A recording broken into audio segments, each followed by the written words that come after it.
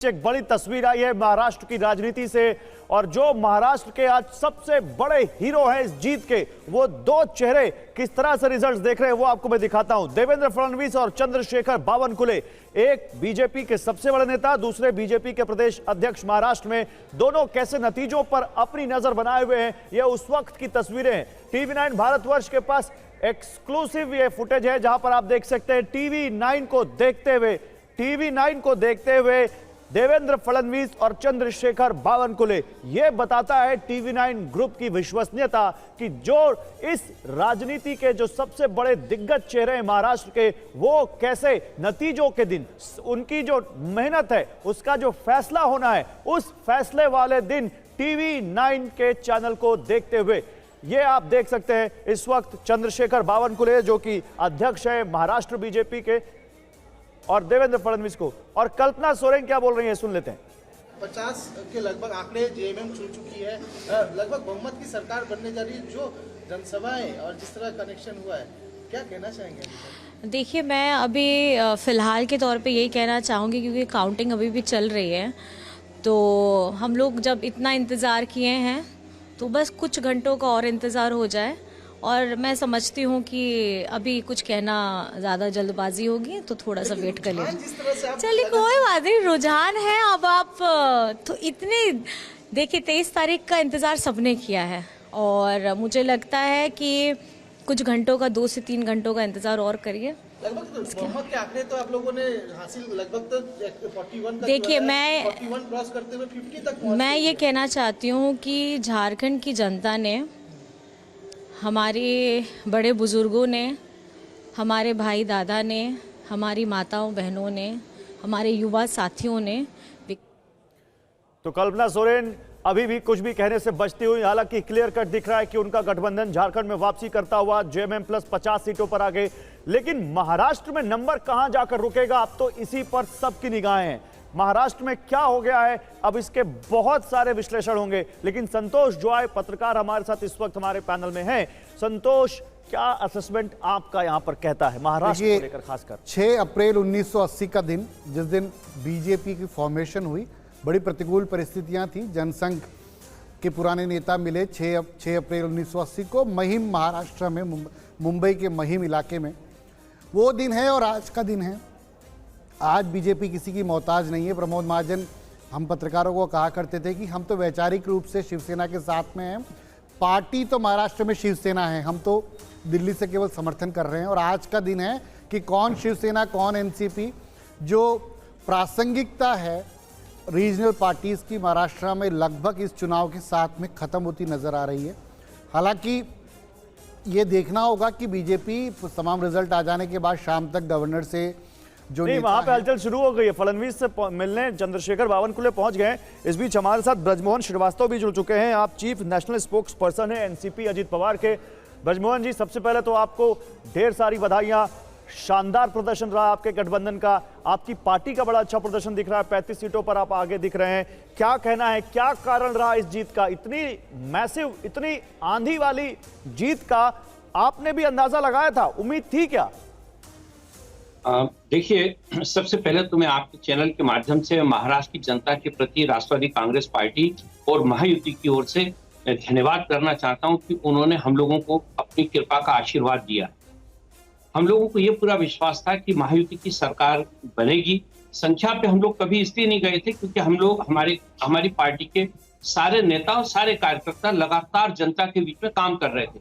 हम लोगों ने लोकसभा के चुनाव के बाद हमारी तीनों दलों के नेताओं ने बैठ के ये फैसला लिया था कि हम अपने रैंक एंड फाइल को इस ढंग से मोटिवेट करें जिससे कि वो एकजुट होकर जनता के बीच में जाएं, और उसी का ये परिणाम है कि हम लोगों ने आदरणीय नरेंद्र मोदी जी की उपलब्धियों के बारे में इस परिणाम का, इस जीत का क्रेडिट सबसे ज्यादा किसको देंगे? पीएम मोदी को देंगे, सीएम योगी को देंगे, फडणवीस जी को देंगे, या अजित पवार को देंगे? अपनी आप किसको देंगे, खासकर एनसीपी की? होगा ईमानदारी से, मेरे दिल से अगर कोई बात कहूं तो ये क्रेडिट मैं सिर्फ और सिर्फ तीनों पार्टियों के कार्यकर्ताओं को दूंगा जिन्होंने जमीन पर इस लड़ाई को लड़ा है। क्या बात है ब्रजमोहन जी, बहुत बहुत आपने सलीके से इस जवाब को टाल दिया है और जिस तरह से गौरव ने आपको फंसाने की कोशिश की थी, लेकिन मुझे ये बताइए कि क्या अब इन नतीजों को देखने के बाद आप ये कहेंगे कि हमने ये साबित कर दिया, महाराष्ट्र के लोगों ने ये साबित कर दिया ये जनादेश देकर कि असली एनसीपी अजित पवार वाली ही एनसीपी है? देखिए, हम लोगों ने कभी भी इस विवाद को नहीं किया था, क्योंकि इलेक्शन कमीशन ऑफ इंडिया ने हमारी ही पार्टी को अधिकृत पार्टी माना था और जिसके नेता, जिसके राष्ट्रीय अध्यक्ष आदरणीय अजित दादा पवार और कार्यकारी अध्यक्ष आदरणीय प्रफुल्ल पटेल थे। इसको रिकॉर्ड पे था ये चीज। हम लोगों ने कभी इस विवाद को नहीं छेड़ा, लेकिन दूसरे पक्ष ने इसकी शुरुआत की थी, तो मुझे लगता है जनता ने दूसरे पक्ष को इस बात का जवाब दिया है। वो लोग जानते थे। तो आपको क्या बड़ी वजह नजर आती है? एनसीपी शरद पवार गुट का 12 सीटों पर सिमटना ये कोई मामूली बात तो नहीं है।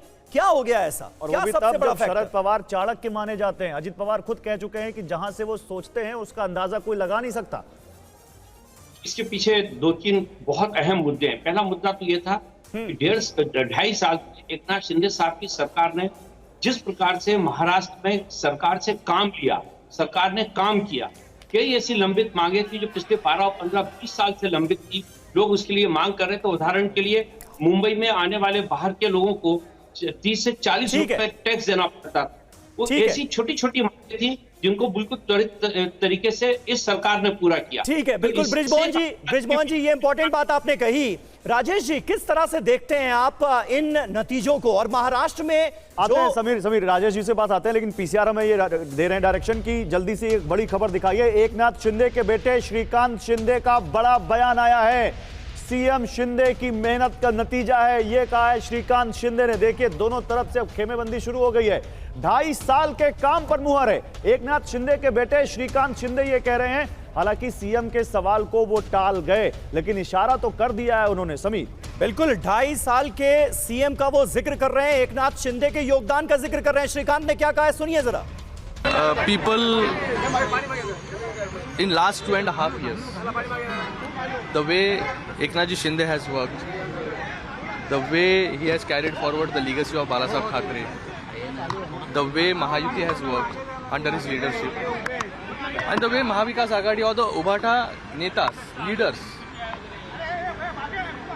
जो सिर्फ गाली गलोच और आलोचना, उसके सिवा उनको 2.5 साल में कुछ जमा नहीं करने के लिए, उसमें से एक नाम था आदित्य ठाकरे का भी। लोगों ने उनको उनकी जगह जो है ये दिखाने का काम इस इलेक्शन में किया है। सर, कौन बनेगा मुख्यमंत्री? सर,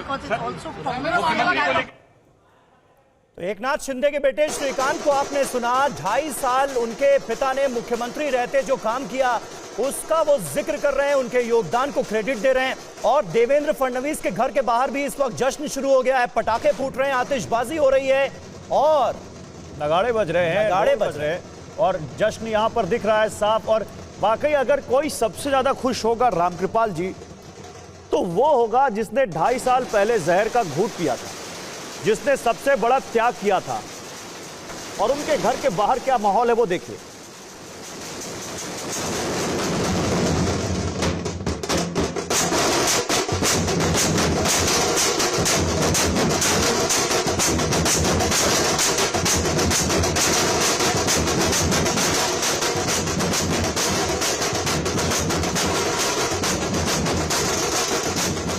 ये है वो धुन, ये है वो जश्न की धुन, ये है जश्न का वो की ढोल की थाप जो देवेंद्र फडणवीस के घर के बाहर है। मैं जो सवाल आपसे पूछा था रामकृपाल जी कि ये जो जहर का घूंट 2.5 साल पहले पिया था देवेंद्र फडणवीस ने, और जिसकी तारीफ खुद पीएम नरेंद्र मोदी ने उदाहरण देकर कही कि बीजेपी का कार्यकर्ता अनुशासित होता है, आप देवेंद्र फडणवीस को देख लीजिए, तो क्या वो इनाम, वो जो त्याग किया था उसका जो रिवॉर्ड मिलना है वो समय आ गया है? बिल्कुल, देखिए बहुत सही बात आपने कही है। ये हमारे कल्चर में भी है कि जो त्याग करता है उसी के सामने जनता का सिर झुकता है। हमेशा देख लीजिए जो भी रहा है। और जो उस समय फडणवीस ने किया था, निश्चित रूप से उसका भी एक बहुत बड़ा योगदान है, जो बीजेपी अपने ऐतिहासिक विजय की तरफ आज महाराष्ट्र में गई है। 2014 में 122 सीटें थीं और 2019 में 105 सीटें थी। इस बार बीजेपी की कितनी सीटें आई हैं? शायद 131 अभी आगे हैं, जीती और आगे मिलाकर 131। वही मैं कह रहा हूं। तो पहली बात तो यह है, देखिए अगर मैं कहूं, हम लोगों को थोड़ा सा इस विधानसभा चुनाव 24 में है, इसके पहले 19 में हुआ था। 19 में क्या वर्डिक्ट थी महाराष्ट्र की? 19 में यह वर्डिक्ट थी कि बीजेपी और शिवसेना जी इनको शासन चलाना चाहिए। एग्जैक्टली वही वर्डिक्ट फिर इस बार दी है बिल्कुल कि बीजेपी और शिवसेना, और जिसने धोखा दिया, जनता की इस वर्डिक्ट को नहीं माना, उसको आज पनिश कर दिया। ठीक है, ठीक और है। आप ये देखिए, आप महत्वपूर्ण बात कर रहे हैं रामकृपाल जी। जी आप एकनाथ शिंदे क्या कह रहे हैं, सुनते हैं। महायुतीला अगदी हम्पिंग मेजॉरिटी, मी अगोदरपासून सांगत होतो की हम्पिंग मेजॉरिटी मिळेल, खरं म्हणजे लँडस्लाइड विक्टरी अशा प्रकारचा विजय या ठिकाणी महायुतीला मिळालेला आहे। मी त्याबद्दल तमाम मतदारांचे महाराष्ट्रातल्या मनापासून अभिनंदन करतो आणि माझ्या लाडक्या बहिणी यांचं देखील मनापासून अभिनंदन करतो। लाडक्या बहिणींनी मोठ्या प्रमाणावर मतदान केलं, लाडक्या भावांनी मतदान केलं, लाडक्या शेतकऱ्यांनी मतदान केलं आणि त्याचबरोबर लाडक्या माझ्या ज्येष्ठांनी मतदान केलं। समाजातल्या प्रत्येक घटकाने या ठिकाणी भरभरून महायुतीला मतदान केलं।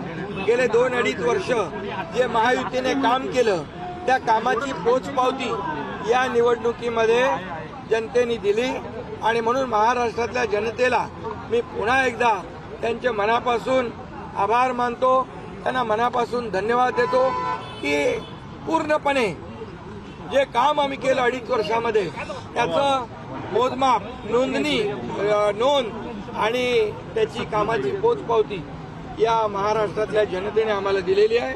खरं म्हणजे आता आम्ही 2.5 वर्षात जे काम केलं, आता पुढच्या कार्यकाळामध्ये आमची आणखी जबाबदारी वाढली आहे आणि म्हणून जनतेला त्रिवार वंदन करतो आणि माझ्या सर्व कार्यकर्त्यांना देखील महायुतीच्या मनापासून धन्यवाद देतो। महायुतीचे सर्व कार्यकर्ते मनापासून काम करत होते आणि म्हणूनच हा विजय, एवढा मोठा विजय मिळतोय। मी माझ्या ठाणे मतदारसंघातल्या कोपरी पाचपकाडी मतदारसंघातल्या देखील मतदारांना धन्यवाद देतो की खूप मोठ्या लीडने, मार्जिनने त्यांनी मला विजयी करण्याचं काम करतायत आणि त्यामुळे मी पुन्हा एकदा सगळ्यांना मनापासून खूप खूप शुभेच्छा, मनापासून सगळ्यांचं, सर्व मतदारांचं मनापासून अभिनंदन। आज मैं महाराष्ट्र के तमाम मतदाताओं को बहुत बहुत धन्यवाद देता हूँ, उनका अभिनंदन करता हूँ, क्योंकि ये विक्ट्री जो है ये लैंडस्लाइड विक्ट्री है।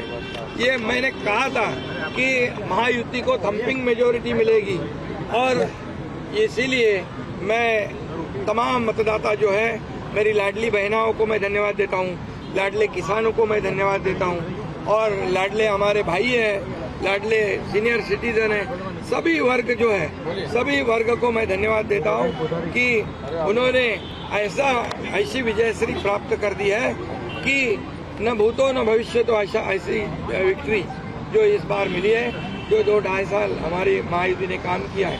ये महायुति ने जो काम किया है उसके काम के ऊपर ये जनता ने शिक्कामोर्तब किया है, काम को तवज्जो दिया है, प्राथमिकता दी है और इसीलिए महायुति को इतनी बड़ी जीत हासिल हुई है।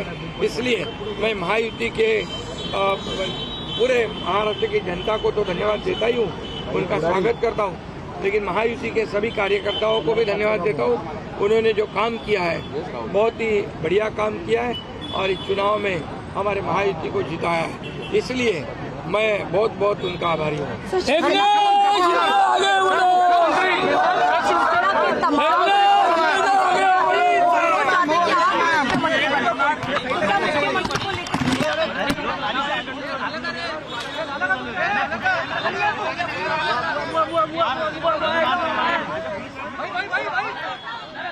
तो देखिए, एकनाथ शिंदे को आप सुन रहे थे, लैंडस्लाइड विक्ट्री हासिल की है महायुति ने, ये बड़ी कामयाबी है, इस बात का उन्होंने जिक्र किया। लाडकी बहना योजना जिसका खासा दम नजर आया, उसका जिक्र करते हुए लाडली बहनों को उन्होंने धन्यवाद दिया है। सब एक वैसे ही आगे का भी जो निर्णय है हम लोग तय कर लेंगे। बीजेपी का ये कोई कहना ऐसा हमारे में मतभेद नहीं है। सर, बीजेपी का ये कहना है कि जिसकी ज्यादा नंबर होंगे उनका मुख्यमंत्री होगा, तो क्या इसको सपोर्ट किया जाएगा? ऐसा कोई भी हमारा तय नहीं हुआ है अभी। पहले तो अंतिम आंकड़े आने दो, उसके बाद हम तीनों पार्टी बैठेंगे। हमारे वरिष्ठ जो है प्रधानमंत्री जी है, मोदी जी है, अमित भाई है, नड्डा जी है, और सब हमारे जो तीनों पार्टी के प्रमुख लोग हैं, हम बैठेंगे और उसके ऊपर जैसे हम चुनाव लड़े साथ में एकजुट होकर, वैसे ही उसके ऊपर भी फैसला है। परिवार की ओर से काफी आदित्य ठाकरे ही वर्ली से ट्रेल कर रहे हैं। देखिए, अभी मैं कहता हूँ उनका 2.5 साल तो आरोप लगाने में गया।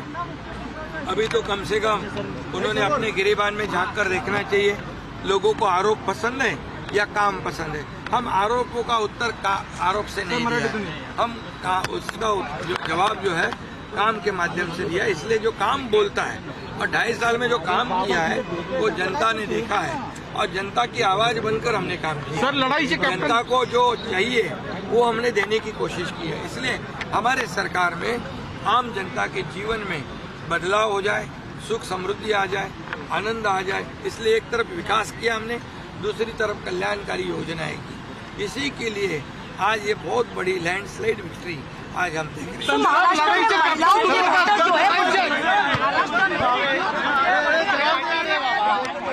तो क्या ये लाडली बहन का योजना लाडली बहना योजना जो है क्या ये बेनिफिट कर गया? बहनों को कभी भी किसी सरकार ने विचार नहीं किया, हमारी सरकार ने किया, इसलिए वोटिंग परसेंटेज भी बढ़ गया है। बाकी भी हमारे लाडले बहनों का वोटिंग पर, लाडले भाइयों का भी वोटिंग, सभी लोगों ने परसेंटेज ऑफ वोटिंग बढ़ा दी। और इसीलिए मैं इतना ही कहूँगा कि देखिए, केंद्र और राज्य सरकार मिलकर जब काम करता है तो ऐसे प्रकार के काम होते, डेवलपमेंट होती है और उसी का नतीजा जो है हम देख रहे हैं कि यहाँ पर हर एक काम में हमें राज्य को केंद्र सरकार ने भी मदद की है और निश्चित रूप से मोदी जी ने भी हमेशा सहयोग रखा है, मार्गदर्शन रखा है। और इसलिए ये जीत जो है हमारी बहुत ही ऐतिहासिक हिस्टोरिकल। मैम पीछे आखिरी सवाल, आगे की रणनीति कैसे रहेगी? कोई तो देखिए, एकनाथ शिंदे ने बड़ी बात कही है। उन्होंने कहा है कि तीनों दल मिलकर ही सीएम तय करेंगे, यानी सीएम के सवाल को लेकर सीधा जवाब एकनाथ शिंदे की तरफ से नहीं दिया गया है। और उनके बयान को देखकर ऐसा लग रहा है कि अभी भी उन्होंने अपनी दावेदारी छोड़ी नहीं है। हालांकि बीजेपी 131 सीटें हासिल करती हुई नजर आ रही है। सीधे आपको बीजेपी मुख्यालय लिए चलते हैं। मुंबई से हमारे सहयोगी करुणा शंकर हमारे साथ मौजूद हैं। करुणा, वहां पर भले ही नारे लग रहे हो कि देवेंद्र फडणवीस अगले मुख्यमंत्री होंगे, लेकिन एकनाथ शिंदे कह रहे हैं कि मुख्यमंत्री पद पर फैसला तो तीनों दल मिल बैठकर ही करेंगे, बैठक के बाद ही तय होगा कौन बनेगा मुख्यमंत्री। बिल्कुल, देखिए समीर, भले एकनाथ शिंदे की तरफ से बयान सामने आया हो, लेकिन यहां पर हमारी जो बात हो रही है, जिससे भी हमारी बात हुई है, वो एक सुर से एक ही नाम ले रहे हैं और वो नाम है देवेंद्र फडणवीस का। ये समझना होगा, देखिए मैं आपको कुछ तस्वीरें भी दिखाऊंगा, पोस्टर दिखाऊंगा, लेकिन ये समझना होगा कि 2014 की बात करें 122 सीटें और अभी तक का सबसे बेहतर अगर परफॉर्मेंस देखें, क्योंकि 125 सीटों के साथ जो बीजेपी इस वक्त बेहतर स्ट्राइक रेट के साथ है, तो जाहिर सी बात है ये आवाज उठती नजर आएगी। लेकिन अब मैं जिसका जिक्र कर रहा था, थोड़ा सा मनीष इस तरफ आइए, मैं ये तैयारियां तो आपको दिखा रहा हूं, लेकिन आप देखिए अभी कुछ ही देर पहले के पोस्टर नरीमन पॉइंट में ये जो बीजेपी ऑफिस दफ्तर है, एक है तो सेफ है।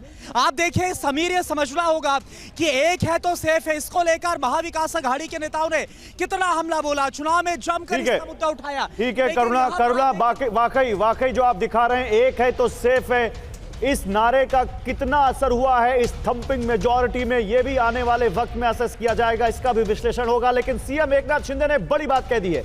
उन्होंने कह दिया कि यह तय नहीं कि जिसकी ज्यादा सीटें सीएम उसी का बने। एकनाथ शिंदे ने अभी बहुत बड़ी बात कह दी है और एक मैसेज भी दिया है, यह तय नहीं जिसकी ज्यादा सीट उसका सीएम। राजेश जी, क्या कहेंगे एकनाथ शिंदे? वो कितनी सीटें मिलती हैं। और अब अगर 131 सीटों पर ट्रेंड दिख रहा है भारतीय जनता पार्टी, तो उसका दावा जाहिर सी बात है मजबूत हो गया है। और शिंदे पॉलिटिशियन घिसे हुए हैं, उनको मालूम है कि वो दावा नहीं कर सकते हैं अब। हालांकि उनके बेटे ने एक जो है वो थोड़ा सा दरवाज़ा खुला छोड़ा है कि 2.5 साल का उनका जो काम है उसकी वजह से भारतीय जनता पार्टी और महायुति को विजय मिली है। लेकिन सबको मालूम है कि जो भी जिस तरह से तीनों पार्टियों ने मिलकर चुनाव लड़ाया, हाइंडसाइट में अब तक एनालिसिस करना आसान है बिल्कुल, लेकिन वो वेल ऑयल्ड मशीनरी की तरह किया है। और जो मराठा वोट था, वो जो इनके खिलाफ जा रहा था, उसको अपनी तरफ मोड़ने में शायद ये कामयाब हुए हैं। हालांकि 1 मराठा लाख मराठा ये नारा वहाँ पर लगा हुआ था, और भारतीय जनता पार्टी ने मराठा वोट के एक्सपेंस पे ओबीसी को अपने साथ करने की कोशिश की थी। लेकिन लास्ट में मराठा नेतृत्व की तरफ से जो अब तो ऐसा लगता है कि उनका हर दांव चल गया। अब तो उनका एक बार सर सुन लेते हैं कि एकनाथ शिंदे ने कहा क्या है। सीएम पद के सवाल पर एकनाथ शिंदे ने क्या कहा, सुनिए, ये बहुत इंपॉर्टेंट है। सभी के समन्वय से सब एक वैसे ही आगे का भी जो निर्णय है हम लोग तय कर लेंगे।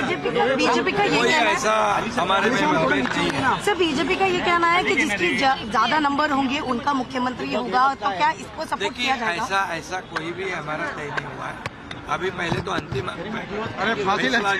अंतिम आंकड़े आने दो, उसके बाद हम तीनों पार्टी बैठेंगे। हमारे वरिष्ठ जो है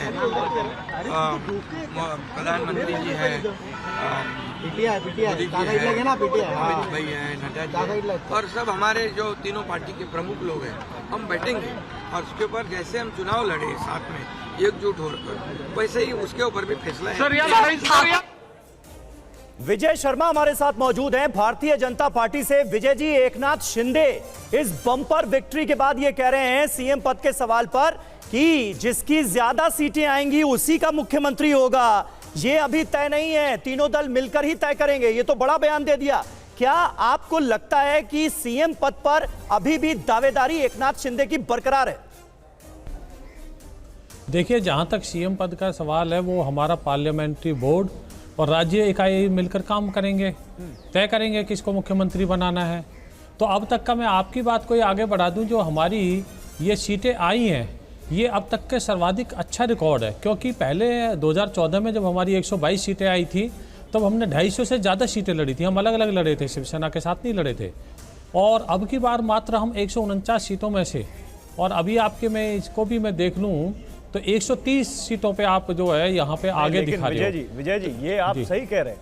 आंकड़ों में इस बार आपका स्ट्राइक रेट बहुत अच्छा है, और ऐसी विक्ट्री 86% का। हाँ भाई, मैं मानता हूं इस बात को। लेकिन उसके बाद जो लाइन आप लोगों ने काउंटिंग से पहले ली थी, एकनाथ शिंदे ने काउंटिंग से पहले क्या कहा था कि हम सब मिल बैठेंगे, तय करेंगे। और अभी उसमें कुछ उन्होंने ये नहीं कहा था कि जिसका ज्यादा सीटें उसका सीएम, ये तय नहीं। आज उन्होंने एक लाइन ले ली है। आज उन्होंने ये लाइन लेते हुए कह दिया है कि, और ये साफ कहते हुए कि जरूरी नहीं कि बीजेपी का सीएम हो। तो कुछ ना कुछ तो मैसेजिंग है इसमें।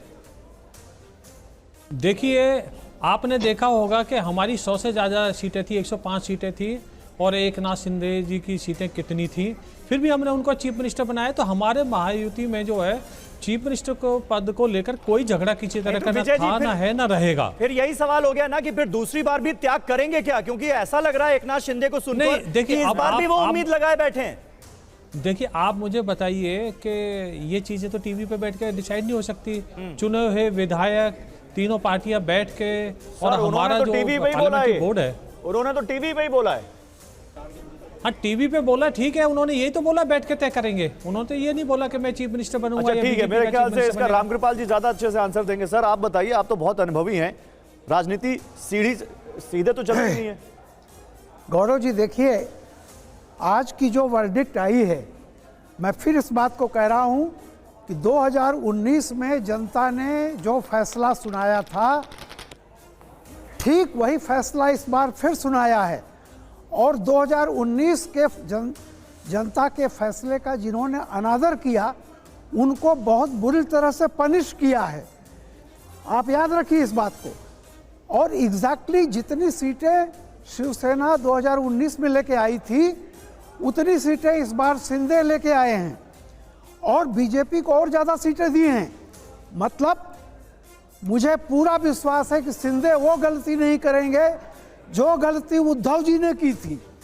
उनको अच्छी तरह से मालूम है कि जनमत का निरादर करने वाले को जनता बहुत बुरी तरह से पनिश। लेकिन राम कृपाल जी, वो बार बार याद दिला रहे हैं कि 2.5 साल उनके मुख्यमंत्री रहते जो काम हुए उसने बड़ा असर डाला, लाटकी बहना योजना ने असर डाला। तो एक तरह से वो ये कहकर आपको नहीं लगता कि एक दावेदारी पेश कर रहे हैं? नहीं, देखिए मैं फिर वही कह रहा हूं, करने को कुछ भी, लेकिन शिंदे जी को यह पता है कि उद्धव जी ने जो कुछ किया था, उद्धव जी की जगह पे शिंदे वो रोल नहीं कर सकते। अच्छा, एक काम करते हैं राम कृपाल जी, बीजेपी, क्योंकि हर तरफ से बयानबाजियां शुरू हो गई, तो बीजेपी के नेता प्रवीण दरेकर ने भी इसी लाइन पर एक बयान दिया है। हमें लगता है वो जरूर सुनना चाहिए, वो और क्लियर करेगा सभी पार्टियों की लाइन। एक बार सुनाइए प्रवीण दरेकर ने क्या कहा, सुनाइए प्रवीण दरेकर। अभी कौन सी असली नस्ली, इसका जवाब लोगों ने दिया है, शिव सैनिकों ने दिया है, और एकनाथ शिंदे साहब के पीछे सब शिव सैनिक और मराठी जनता रहे। मैं बताना चाहता हूं कि महायुति का ही सीएम बनेगा, और बट ऑब्वियस जिस पार्टी बड़ी है उस पार्टी को ज्यादा चांस रहता है, और भारतीय जनता पार्टी आज 125 के आसपास जाने की शंका अपना चांसेस है, और मुझे लगता है भाजपा का सीएम बनेगा तो हमारे देवेंद्र फडणवीस साहब ही इस महाराष्ट्र के मुख्यमंत्री बनेंगे। ठीक है, अब बताइए विजय जी क्या कह रहे हैं प्रवीण दरेकर, आप ही की पार्टी के नेता है ना? तो मैं भी यही बोल रहा था कि पार्टी का पार्लियामेंट्री बोर्ड और राज्य इकाई मिलकर चीफ मिनिस्टर तय करेंगे। नहीं, आप ये बोला है ये वो नहीं कह रहे हैं, ये वो नहीं कह रहे हैं, वो कह रहे हैं कि बड़ी पार्टी का सीएम होगा, देवेंद्र फडणवीस सीएम होंगे। वो ये नहीं कह रहे हैं कि पार्लियामेंट्री बोर्ड तय करेगा। जो पार्लियामेंट्री, देखिए हमारे भारतीय जनता पार्टी में, क्या आप उनसे दोबारा क्वेश्चन पूछिए, भारतीय जनता पार्टी में तो यही होता है, राज्य इकाई और पार्लियामेंट्री बोर्ड बैठ के तय करता है। ब्रिजमोहन जी, आप भी कुछ कहेंगे या फिर बीजेपी और शिवसेना शिंदे गुटी मुख्यमंत्री पद को लेकर सब कुछ कहता रहेगा? ब्रिजमोहन आप मुस्कुरा रहे हैं ब्रिजमोहन जी, कुछ कहने की स्थिति में है इस जीत के बाद? हाँ, मतलब आप भी तो कुछ दावेदारी पेश कीजिए, अजित पवार का नाम आगे बढ़ाइए, तब तो चर्चा आगे बढ़े। मुद्दा इसमें दावेदारी का नहीं है। देखिए कि मुख्यमंत्री का निर्णय 2-3 चीजों पर निर्भर करता है कि कितने विधायक चुनाव जीत के आए हैं और किस दल के। दूसरा ये कि प्रदेश की राजनीति में इस समय क्या चीज जरूरी है, कौन आदमी बेहतर मुख्यमंत्री के रूप में काम कर पाए। तो कौन हो सकता है आपके हिसाब से बेहतर, या आप भी कहेंगे कि जिसकी सबसे ज्यादा सीटें उसका मुख्यमंत्री होना चाहिए? नहीं, मैंने आपसे दोनों चीज, मापदंड दोनों हैं। इसमें बैठ के पार्टी के जो वरिष्ठ नेता हैं, पार्लियामेंट की बोर्ड है, वो बैठकर तय करते हैं इस मुद्दे पे, और इसके हर विभिन्न पहलुओं का विश्लेषण किया जाता है। उसके बाद प्रदेश का मुख्यमंत्री का नाम तय होता है। इसमें संख्या बल महत्वपूर्ण होती है, लेकिन इसके साथ साथ राजनीतिक परिस्थितियों का भी मूल्यांकन होता है। और मुझे लगता है, मुझे पूरा विश्वास है हमारे तीनों दलों की जो नेता है वो इतने परिपक्व हैं कि इस मामले में वो इतना अच्छा फैसला लेंगे जिससे आने वाले 5 सालों तक महाराष्ट्र की जनता ने। अच्छा, देखिए ब्रिजमोहन जी अब क्या कहेंगे? देवेंद्र फडणवीस के नाम का पोस्टर लग गया और उसके नीचे लिखा है मुख्यमंत्री देवा भाऊचब, ये लिखा हुआ है, और ये पोस्टर लगवाने वाले जो हैं उन्होंने भी अपना नाम यहां पर दिया हुआ है। बीजेपी के नेता हैं राजू पाटिल राजे।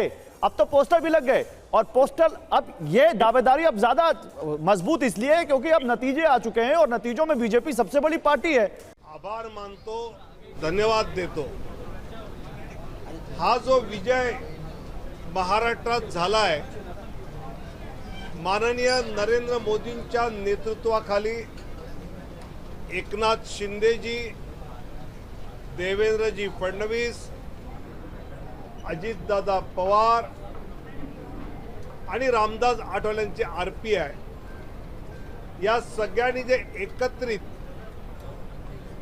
या राज्यात काम केलं, आणि माझं तर स्पष्ट मत आहे की अप्रत्यक्ष लाभाचं राजकारण आणि प्रत्यक्ष लाभाचं राजकारण, इन्फ्रास्ट्रक्चर डेव्हलपमेंट, रस्ते, पाणी, वीज, वंदे भारत, मेट्रो, म्हणजे अप्रत्यक्ष लाभाचं राजकारण, आणि प्रत्यक्ष लाभाचं राजकारण म्हणजे लाडकी बहीण, शेतकरी सन्मान निधी, शून्य बिल, या दोन्हीचा बॅलन्स एकनाथजी शिंदे, देवेंद्रजी फडणवीस आणि अजितजी दादा तो विनोद तावड़े यहां पर बीजेपी की इस मैसिव विक्ट्री पर बोलते हुए, लेकिन अब जल्दी से आपको आंकड़ों में झांकना पड़ेगा। इस जीत को, इस आंधी वाली जीत को अगर आपको और समझना है, इसका एनालिसिस करना है, तो आपको हमारे आंकड़े देखने पड़ेंगे। जल्दी से दिखाइए पीसीआर, क्योंकि ये बहुत अहम आंकड़े हो जाएंगे आने वाले दिनों में। ऊपर जो टैली चल रही है, आखिर इसके पीछे क्या कारण है? 216 महायुति, 55 महाविकास अघाड़ी और 17 अदर्स। आप देखिए यहां पर 123 पर अकेले बीजेपी खड़ी है, 55 पर शिंदे गुट की शिवसेना खड़ी है और एनसीपी अजीत पवार 38 सीटों पर। तो यह बहुत अहम है।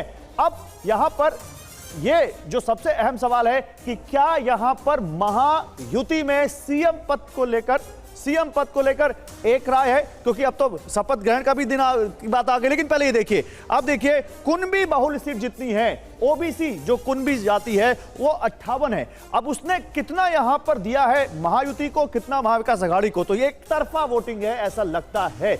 लगभग 90% या 85% एनडीए को, 46 सीटें 10 महाविकास अघाड़ी को और 2 अदर्स को। यानी ओबीसी वाला जो दांव था, मराठा वर्सेस ओबीसी, जो बात कर रहे थे राजेश जी बहुत देर से, वो यहां पर चलता दिखाई दिया है और साफ साफ महायुति को दिखा है। अब मराठा बहुल सीटें 171 हैं और बहुत ज्यादा सीटें हैं। मराठा आरक्षण बहुत बड़ा मुद्दा था, लेकिन वो सब ध्वस्त होता हुआ और सीधे 135 एक तरफा वोटिंग हुई है महायुति की तरफ। 28 सीटें महाविकास अघाड़ी को और 8 अदर्स को मिली हैं। ये वो सीटें जहां पर मराठा मजबूत हैं, जहां पर मराठा डिसाइडिंग फैक्टर में आते हैं। वो 171 सीटें, जिसमें आप विदर्भ, मराठवाड़ा और पश्चिम महाराष्ट्र की सीटों को जोड़ें। अब 13 सीटें जो ओबीसी बाहुल्य हैं, उसमें से यहां भी 9 एनडीए, 3 महाविकास अघाड़ी और 1 अदर्स को जाती दिख रही है। यानी हर तरफ हर वो नैरेटिव जो महायुति के खिलाफ जा सकता था, उसको ध्वस्त किया है इस टीम ने। और मुस्लिम बाहुल्य सीटें, ये बहुत हुआ है और ये नोमानी, सजाद नोमानी, उलेमा काउंसिल, वो लेटर वेटर सब आपने देखा इस चुनाव में। 39 मुस्लिम बाहुल्य सीटें, उसमें से भी 20 महायुति को जाती हुई। अब इन 20 सीटों पर बहुत विश्लेषण होगा। 13 महाविकास अघाड़ी को और 6 अदर्स को। यह बहुत अहम है, क्योंकि अगर महायुति की टिकट देखें तो मिलाकर 20 टिकट नहीं थी मुस्लिमों को, और उसमें भी 20 मुस्लिम बाहुल्य सीटें जीत ला रहे हैं। तो यह बहुत अहम है, यह देखना होगा। तो यह बहुत इंटरेस्टिंग फैक्टर है। उसके बाद अब देखिए एससी बाहुल्य सीटें 40 थी, 27 एनडीए को, 11 एमवीए को और 2 अदर्स को। यानी एससी दलित वोट भी खुलकर महाविकास अघाड़ी से ज्यादा महायुति को। और देखिए विनोद तावड़े एक बार फिर से सुन लेते हैं क्या कह रहे हैं। जो पायाभूत सुविधा होती है, इंफ्रास्ट्रक्चर डेवलपमेंट होती है, वंदे भारत ट्रेन होती है, मेट्रो होती है, सड़क होती है, पानी होता है, और प्रत्यक्ष लाभ में लाडली बहना होती है, किसान सम्मान होता है, जीरो इलेक्ट्रिसिटी बिल का विषय होता है। इसका एक बहुत सुरेख मिलाप एकनाथ जी शिंदे, देवेंद्र जी और अजीत दादा ने किया, और इसलिए जनता ने पूरा भरोसा रखा। साथ ही 2019 में माननीय शरद पवार साहब ने आदरणीय उद्धव जी को लेकर बीजेपी का अलायंस जो तोड़ा, वो माननीय बाला साहब ठाकरे जी के वोटर्स को पसंद नहीं आया। और जब एकनाथ शिंदे बाला साहब जी का हिंदुत्व का धनुष्यबाण, हिंदुत्व का शिवसेना ये नाम भाजपा के साथ मेन स्ट्रीम में ले आए, तो लोगों ने उनको भी बहुत अच्छी तरह से उसका स्वीकार किया। ये आज दिखाई दे रहा है। मुझे लगता है कि बिहार में 4 में से 4 जगहों पर एनडीए आगे है, उत्तर प्रदेश में 6 जगहों पर एनडीए आगे है, और राजस्थान में 4 जगह पर आगे है। तो देश में ये बता रहा है कि देश की जनता का फिर एक बार आदरणीय प्रधानमंत्री मोदी जी पर उन्होंने अपना विश्वास जताया है। आपका सवाल ये होगा कि मुख्यमंत्री किसका होगा, कौन होगा? तो एकनाथ शिंदे जी, देवेंद्र फडणवीस जी, अजीत दादा पवार और भाजपा का केंद्रीय नेतृत्व साथ मिलकर इस विषय में निर्णय करेंगे और आपको बताएंगे। आज महायुति विजय का जश्न मना रही है और महाराष्ट्र की जनता को बहुत बहुत। बीजेपी के राष्ट्रीय महासचिव विनोद तावड़े कह रहे हैं कि तीनों दलों के नेता मिल बैठकर तय करेंगे सीएम कौन होगा। जनता ने विकास को चुना है, उद्धव का फैसला वोटर्स को मंजूर नहीं है, ये कहा है विनोद तावड़े ने। और देखिए TV9 भारतवर्ष से बोले एकनाथ शिंदे के बेटे श्रीकांत, एकनाथ शिंदे को सीएम बनना चाहिए, ये कहा है। और दूसरी खबर ये कि अमित शाह ने एकनाथ शिंदे, अजीत पवार और देवेंद्र फडणवीस से बात की है और उन्हें इस बम्पर जीत की बधाई दी है। ये बड़ी खबरें सामने आ रही हैं, लेकिन एकनाथ शिंदे के बेटे श्रीकांत जो कह रहे हैं वो अहम है। एकनाथ शिंदे की 2.5 साल की मेहनत का नतीजा है ये जीत, ये उन्होंने कहा है, सुनिए। हमारे साथ श्रीकांत सर, कितनी बड़ी उपलब्धि आपके लिए, व्यक्तिगत उपलब्धि? मैंने खुद देखा था कि कितनी रैलियां की, रात रात तक आप रैलियों में रहते थे। बहुत मेहनत माननीय मुख्यमंत्री एकनाथ जी शिंदे साहब ने किया है। गए 2.25 साल में जब से वो मुख्यमंत्री बने हैं, कड़ी मेहनत 18-18, 20-20 घंटे काम करने का एक रिकॉर्ड मुख्यमंत्री महोदय ने बनाया है। कभी महाराष्ट्र ने इतना काम करते हुए मुख्यमंत्री कभी देखा नहीं था जो शिंदे साहब ने किया। एक भी दिन छुट्टी नहीं ली और जिस तरीके से सिर्फ लोगों के लिए काम करते रहे, वो डेवलपमेंट हो या वेलफेयर स्कीम्स हो, पूरी ताकत से उन्होंने काम किया है। उनके साथ दोनों उप मुख्यमंत्री महोदय उनके साथ काम कर रहे थे, अलग अलग डिसीजंस लोगों के लिए लिए। तो प्रो डेवलपमेंट एजेंडा ही हमारा 2.25 साल था। मतलब आप पेशे से डॉक्टर हैं, लगता है जनता के नब्ज को पकड़ पाए अच्छी तरीके से। 100% जनता को अपना काम चाहिए, जनता को आपकी आलोचना नहीं सुननी है, जनता को आप किसको गाली दे रहे हैं, किसके ऊपर टिका कर रहे हैं, ये नहीं चाहिए। लोगों को शब्द का प्रयोग किया गया आप लोगों के लिए। अभी आज लोगों ने दिखा दिया उनको जगह, उनकी सही जगह जो है आज लोगों ने दिखा दी है। मैं लोगों का तहे दिल से धन्यवाद अदा करता हूँ। जो गाली गलौज और गंदे शब्दों का इस्तेमाल करते थे उनको परमानेंट घर पे बिठाने का काम किया। प्रूफ हो गया कौन है असली शिवसेना? अभी आप ही, मुझे लगता है वो बताना जरूरी है। आप ही पूछ रहे थे, मैं अपेक्षा करता हूँ कि कल से आप ये सवाल पूछना बंद कर देंगे क्योंकि जनता ने आपको जवाब दे दिया है। कौन होगा मुख्यमंत्री? मुख्यमंत्री कौन होगा? देखो, मुझे लगता है कि ये बड़े नेता बैठ के डिसाइड करेंगे कौन होगा इस महाराष्ट्र का मुख्यमंत्री। लेकिन एज अ कार्यकर्ता आप पूछोगे अगर मुझे कि कौन, तो कार्यकर्ताओं का हमेशा लगता है कि उसका नेता ही जो है सर्वोच्च पद पर पहुंचना चाहिए। कार्यकर्ता की वो भावना होती है, लेकिन सभी लोगों ने साथ में मिलकर ये लड़ाई लड़ी है माननीय मुख्यमंत्री एकनाथ जी शिंदे साहब के नेतृत्व में। और मुझे लगता है कि आने वाले समय में कुछ दिन में आपको पता चल जाएगा। कार्यकर्ताओं की भावना है कि शिंदे साहब फिर से मुख्यमंत्री बने। मैं वही बोला आपको, कार्यकर्ता की तो भावना ऑब्वियस होती है। ठीक है। तो देखिए, श्रीकांत शिंदे जो हैं वो बड़ी अहम बात कह रहे हैं और ये तस्वीरें भी सामने आ रही हैं। देवेंद्र फडणवीस को बधाई देने के लिए तमाम नेता पहुंच रहे हैं और हमारे साथ भूपेंद्र यादव इस वक्त पहुंचे हुए हैं और उनको शॉल उड़ाकर स्वागत किया गया है और देवेंद्र फडणवीस को वो बधाई देते हुए नजर आ रहे हैं। हमारे साथ 2 और खास मेहमान जुड़ रहे हैं, उनसे आपका तारुफ करा दें। प्रेम शुक्ला, भारतीय जनता पार्टी के राष्ट्रीय प्रवक्ता, हमारे साथ जुड़ गए। स्टूडियो में अशोक वानखेड़े साहब हमें ज्वाइन कर रहे हैं। पहले तो प्रेम शुक्ला जी, इस बम्पर जीत के लिए बहुत बहुत बधाई आपको। क्या उम्मीदों के मुताबिक परफॉर्मेंस मानते हैं या फिर इस बार उम्मीदों से ज्यादा मिला है?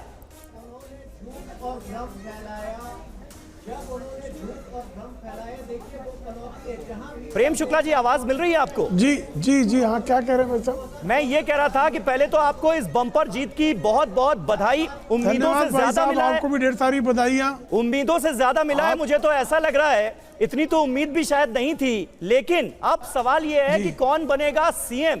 अभी हम सुन रहे थे एकनाथ शिंदे के बेटे को, उन्होंने कहा कि मैं तो चाहूंगा कि एकनाथ शिंदे बने। सुनेत्रा पवार ने कह दिया है कि अजित दादा पवार को बनना चाहिए सीएम।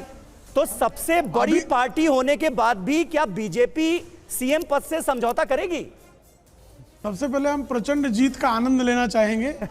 इसके बाद जो है हमारा जो पार्लियामेंट्री बोर्ड है, हमारा राज्य का नेतृत्व है और हमारे गठबंधन के सहयोगी दल हैं, इन सबसे मिलकर उत्तम व्यक्तित्व को महाराष्ट्र के मुख्यमंत्री पद की कमान सौंपी जाएगी। नहीं, लेकिन प्रेम शुक्ला जी, आप कितना भी बचें और कितना भी दाएं बाएं जाएं, आज आपको इस सवाल का जवाब देना ही पड़ेगा और मुझे मालूम है कि आप बिल्कुल तैयार भी हैं उस सवाल का जवाब देने के लिए। अगर देवेंद्र फडणवीस के नाम के बोर्ड लग गए, प्रवीण दरेकर कह रहे हैं कि भाई सीटें ज्यादा तो सीएम भी उसी का होना चाहिए, देवेंद्र फडणवीस को होना चाहिए। और मैं अशोक वानखेड़े जी, आप बहुत अच्छे से परिचित हैं अशोक वानखेड़े जी को, महाराष्ट्र की पॉलिटिक्स बहुत अच्छे से समझते हैं। वानखेड़े जी, इस जीत के बाद भी कोई इफ एंड बट होगा क्या महायुति में कि सीएम कौन होगा?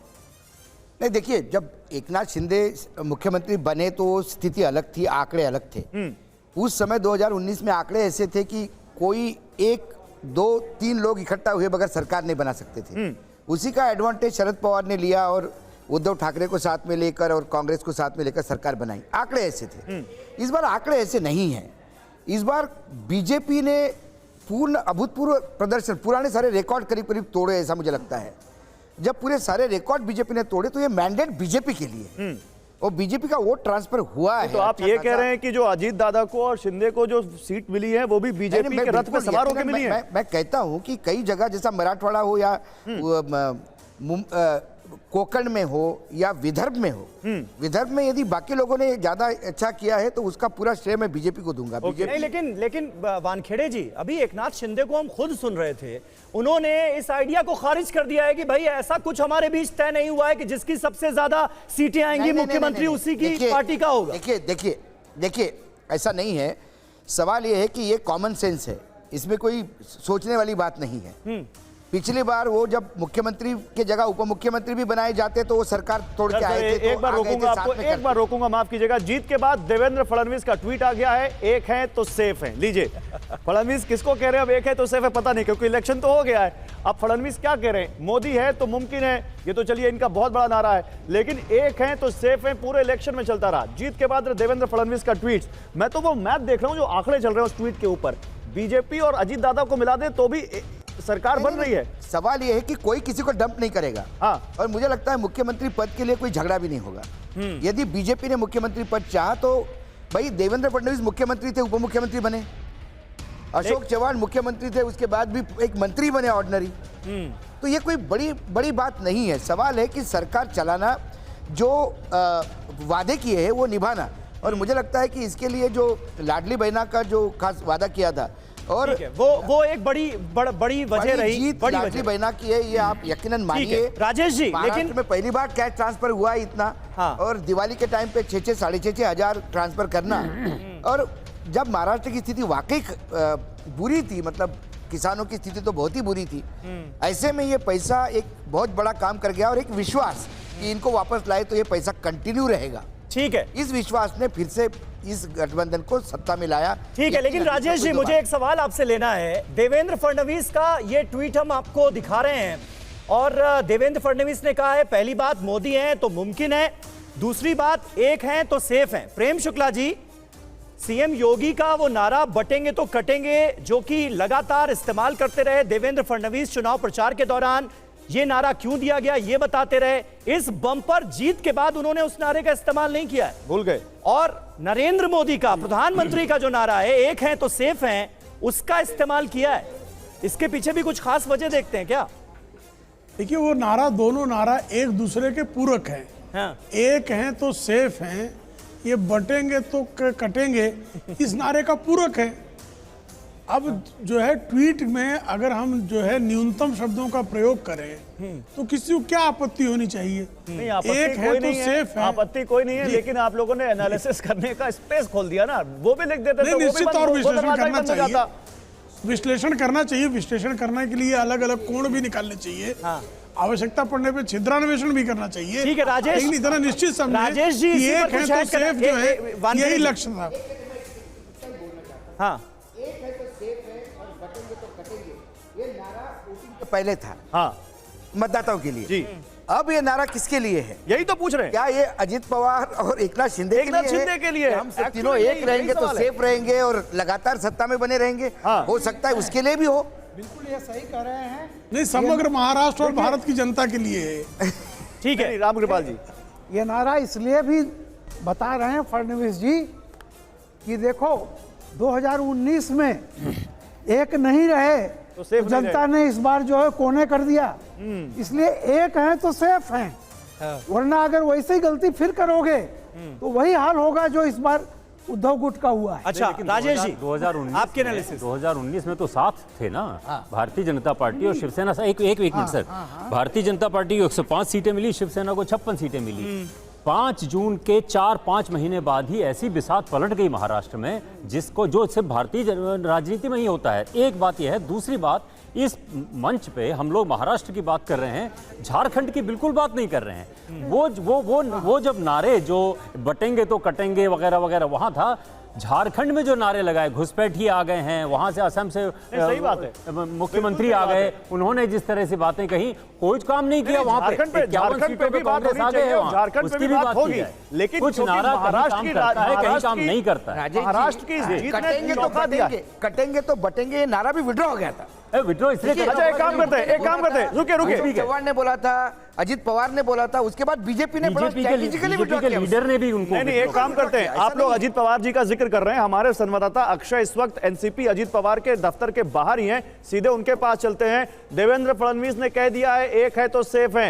अब वोटिंग तो हो गई है अक्षय, काउंटिंग भी हो गई है, तो जाहिर सी बात है नारा किसको दिया जा रहा है मैसेज, ये आप पूछ सके अगर पूछिए वहां पर, दिखाइए क्या हो रहा है वहां पर।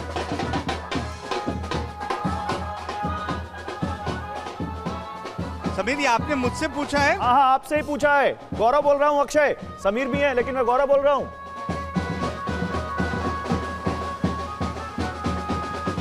कट गया फोन, कट गया है, आवाज नहीं पहुंच रही है अक्षय तक, लेकिन ढोल नगाड़े देखिए किस कदर बज रहे हैं।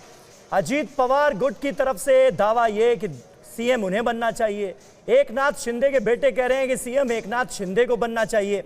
अब इसे लेकर कोई मसला रह गया है क्या प्रेम शुक्ला जी? इन बयानों से क्या ऐसा आभास आपको हो रहा है? क्योंकि विशेषज्ञ भी ये कह रहे हैं कि इस जीत में लाटकी बहना योजना का बहुत बड़ा हाथ है और लाटकी बहना योजना का क्रेडिट तो एकनाथ शिंदे को ही जाता है। मुझे लगता है इस वजह से भी उनकी उम्मीदें जो हैं थोड़ी ज्यादा हैं। हर किसी के, हर कार्यकर्ता को अपने नेता के लिए सद्भावनाएं रखने का अधिकार है, लेकिन हम 3 दलों ने मिलकर चुनाव लड़ा है। भारतीय जनता पार्टी का parliamentary board, Bharatiya Janata party और भारतीय जनता पार्टी का विधायक दल और हमारे गठबंधन के सहयोगी दल सब मिलकर जो है ये तय कर लेंगे कि मुख्यमंत्री कौन होगा। लेकिन आपने ये कहा था ना कि भाई इस बार हम एकनाथ शिंदे के नेतृत्व में चुनाव लड़ रहे हैं, इसलिए सवाल आपसे तो मुख्यमंत्री वही रहे। हाँ, मुख्यमंत्री तो एकनाथ शिंदे, आज भी मुख्यमंत्री एकनाथ शिंदे ही हैं। जी ठीक है, अभी इस पल तक तो मुख्यमंत्री एकनाथ शिंदे जी ही हैं। हाँ, ठीक है। अभी सीएम पद को लेकर कोई भी पार्टी आधिकारिक तौर पर पत्ते नहीं खोल रही है, लेकिन बयानबाजी का सिलसिला जारी है और पोस्टर्स लगने नहीं। और 26 नवंबर की अगर तारीख आई और ये तय है तो जाहिर सी बात है बहुत कुछ पहले से तय है, लेकिन उसके बावजूद औपचारिकता तो होगी।